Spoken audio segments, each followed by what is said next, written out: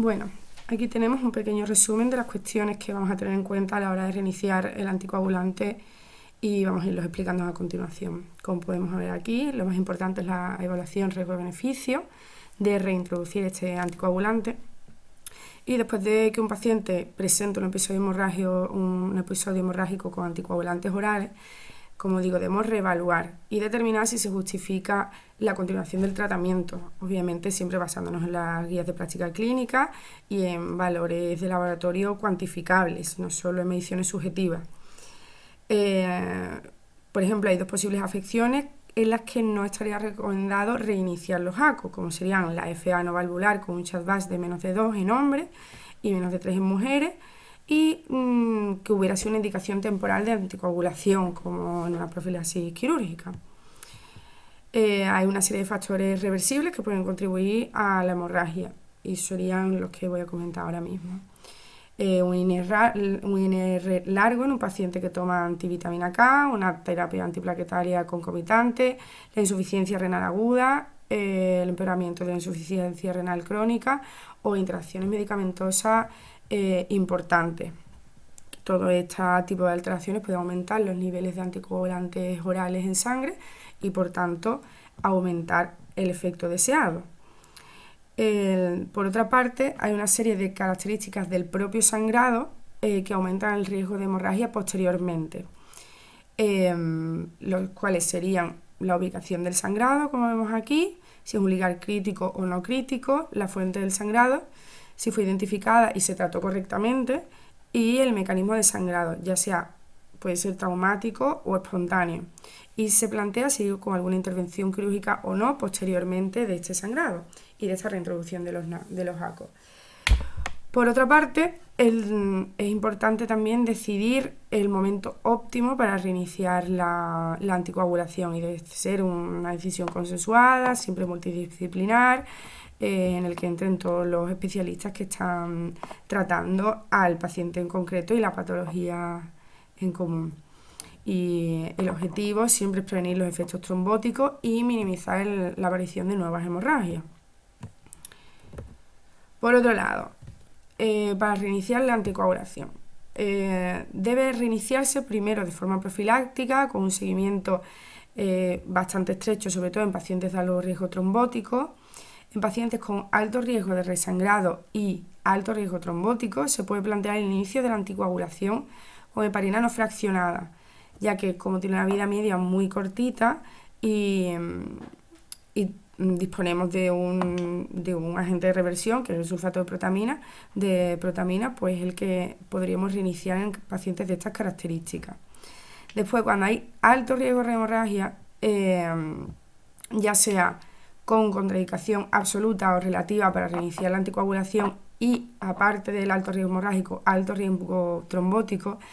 se pueden considerar terapias no farmacológicas como la oclusión del cierre de la orejuela izquierda o filtros de la cava inferior, sobre todo para la trombosis profunda y evitar embolia pulmonar. Por otra parte,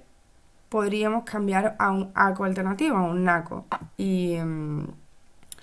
Por ejemplo, deberíamos cambiar de antivitamina K a nuevos anticoagulantes orales en pacientes que tengan un mal control terapéutico, por ejemplo, los que tengan un TRT, un tiempo de rango terapéutico menor al 60%, pacientes con interferencias medicamentosas importantes, pacientes con alto riesgo hemorrágico,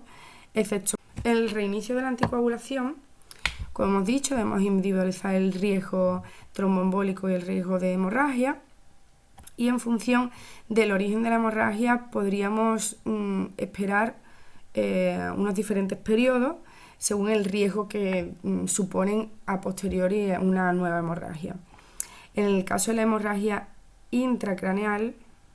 la hemorragia gastrointestinal, es una complicación hemorrágica relativamente frecuente en el tratamiento crónico con anticoagulantes y a menudo conduce a su interrupción permanente por la recidiva que estos pacientes presentan. La mayoría de estudios concluyen que es razonable reiniciar el tratamiento con anticoagulantes en pacientes que han sufrido una hemorragia gastrointestinal una vez que se ha logrado la hemostasia de esta hemorragia, por supuesto, y pasados unos 7-15 días tras el sangrado. Por otro lado, la hemorragia intracraneal, aunque es una de las complicaciones más graves por su mortalidad, pero aproximadamente solo un 20% de los casos de hemorragia intracraneal está relacionado con anticoagulación y tiene unas tasas de mortalidad, como he dicho, muy elevadas, del 50% en las primeras 24 horas. Por lo que en este tipo de pacientes se propone un enfoque bastante cauteloso e individualizado para reintroducir los ACO después de dicha hemorragia. Entonces hay una serie de factores que están asociados a un mayor riesgo de recurrencia y incluyen el mecanismo de la hemorragia, es decir, si ha sido traumático versus espontáneo, su ubicación, ya que, por ejemplo, un sangrado lobar es más susceptible de que haya sido producido por una angiopatía amiloide, y la presencia del número de microsangrados en la resonancia. Entonces ahí, debido a la mortalidad de esta patología y bueno, los estudios que se han realizado previamente, los datos sobre el reinicio de la anticoagulación hemorragia intracraneal están más limitados. Por otro lado, es bastante importante en este tipo de pacientes modificar los factores de riesgo, optimizar los factores de riesgo modificables, como la hipertensión, estilo de vida saludable, controlar los factores de riesgo en general. Y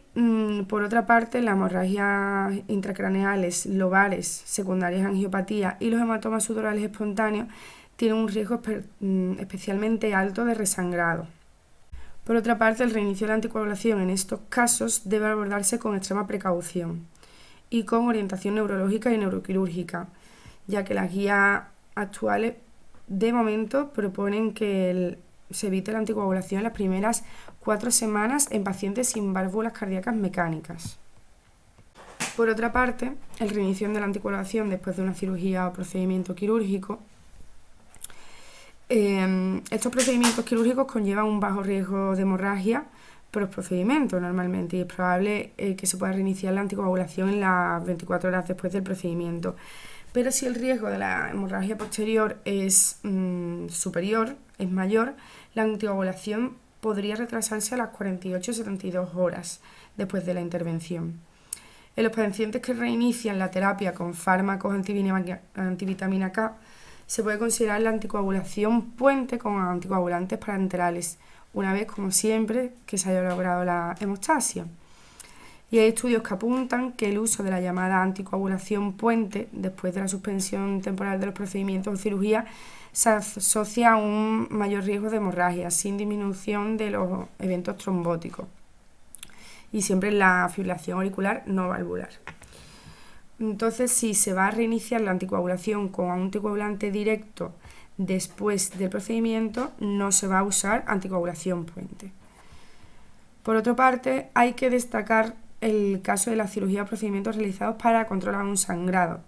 en los que reiniciar la anticoagulación después del procedimiento puede conllevar un mayor riesgo de sangrado, por lo que, en estos casos dependerá de las características del sangrado, del manejo quirúrgico, es decir, si se conoció la fuente de sangrado y se corrigió por completo con hemostasia adecuada para ese caso.